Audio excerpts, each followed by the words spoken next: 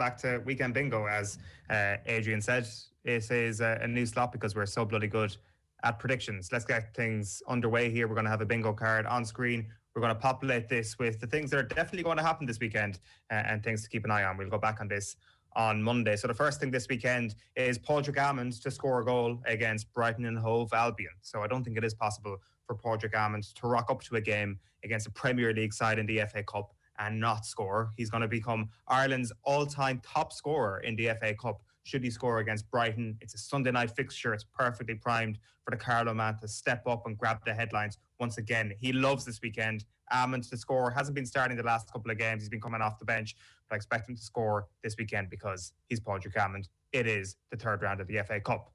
Next up, in relation to the FA Cup. So it's been a season full of surprises. Of course, plenty of those surprises were geared at the start of the season when people were trying to get used to low crowds, no crowds, and a couple of injuries here and there. And we've had some freak results in the Premier League. What's happened now is that there's been a big fixture congestion. There's going to be teams who are absolutely shattered, and a lot of weekend teams, if there are enough fixtures go ahead this weekend, played by Premier League sides. I expect this to be a chaotic third round weekend in the FA Cup. I expect there to be a lot of shocks, and as a result, a lot of people getting carried away with the amount of shocks that we have, and therefore plenty of think pieces being written next week on how this weekend has saved the FA Cup. Keep an eye on that should we have a lot of shocks. Next up, transfer speculation this Sunday. It's not a busy football weekend. It's not a Premier League weekend. So, there's not a whole pile that people are going to be writing about. So there's going to be a lot of transfer speculation that's going to make it into the Saturday and Sunday papers, I suspect. I was thinking here, could Kevin De Bruyne perhaps be linked somewhere given he's in contract negotiations at the moment? Well, I don't think so. His agent was jailed last year and he's representing himself. So I don't think that's going to happen. Heung-min Son in the media about being linked away from Spurs, given he's negotiating a new deal. I don't think so either. I think he's locked in there. The player that I think is going to be the centre of a story soon is Jack Grealish, and that Manchester United are preparing to make a bid for Jack Grealish. Of course, preparing a bid means they sign him this summer or next summer, not this exact window. But the word preparing is just such a perfect term that it's a catch-all phrase and it'll be right eventually, like a broken clock, essentially. Next up, the words Leinster and backlash are going to appear in the same headline.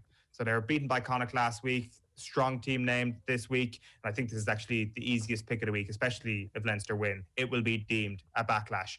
Next up, GAA retirements. Expect more of them this weekend. Is the Mayo exodus done? I'm not so sure. I think Kerry have one more retirement to come, and we haven't really seen any Dublin retirements yet. I think we're going to see a few Dublin retirements over the next little while, and the weekend is always a good time to retire. You've had a week to think about it, been back to work, you said Happy New Year to loads of people, and now is the time to retire. It is a high bar, but I'm going to say 3 inter-county retirements this weekend.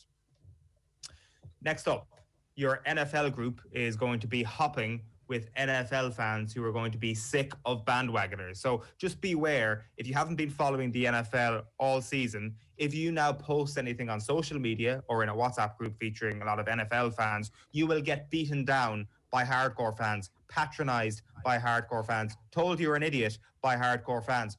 For example, be very wary of saying anything about Stephon Diggs, because your NFL expert in your WhatsApp group will say, well, actually, he had over 1,500 receiving yards all season. I knew him before he was cool. Get off your high horse, bandwagoner. The NFL isn't for you. That is one thing you are going to experience this weekend if you're an NFL newcomer. Also, as well, which brings us on to prediction number 7, NFL broadcasters are going to soil themselves whenever it becomes inevitable that they have to mention the Trump mob storming the Capitol this week. Look out for this on the games on Fox, especially because the NFL has been a little bit more open to protests in recent seasons. But if we see any noticeable increase in protest as a result of this week's events, expect those broadcasters to start sweating and perform jazz hands. Next up, second last one, Tom Brady being as smug as you can possibly be. This is something that is definitely going to happen this weekend because Washington football team are up against the Tampa Bay Buccaneers in the first round of the playoffs. Tom Brady is the Tampa QB, and on Saturday night, he is going to help his side to victory. Then, a couple of hours after the game, a 15-second selfie captioned W will appear on Tom Brady's Twitter account. In the video, he will talk about how happy he is with the team's performance, and he will conclude his message by saying, "Let's go." At that very moment, the beat will drop, and on screen we will have a clip of Tampa looking sensational. he will look incredibly smug. But at the same time, Tom Brady is 43 years old, so he could tweet, "suck on this," and it will be totally fair enough. Finally then, COVID chaos. Unfortunately, hate to be a bummer here, but there's every chance we're going to see more postponements across sport this weekend. Liverpool versus Villa in a bit of jeopardy tonight, although it looks like it's going to go ahead. There's not exactly a whole pile of midweek fixtures to slot fixtures into if there are postponements, and I would be astonished if you picked up a newspaper on Sunday or Monday and the term COVID chaos isn't used in some capacity. There's your bingo card for the weekend ahead.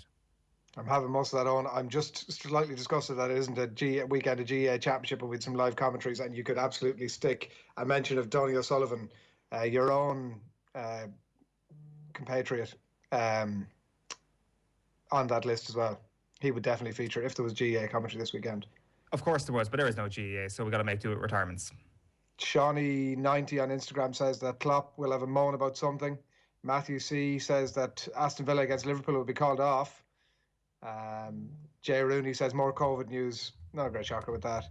And Joe says Connacht will get smashed by Munster in don't know how we get that onto the bingo card, but it's there.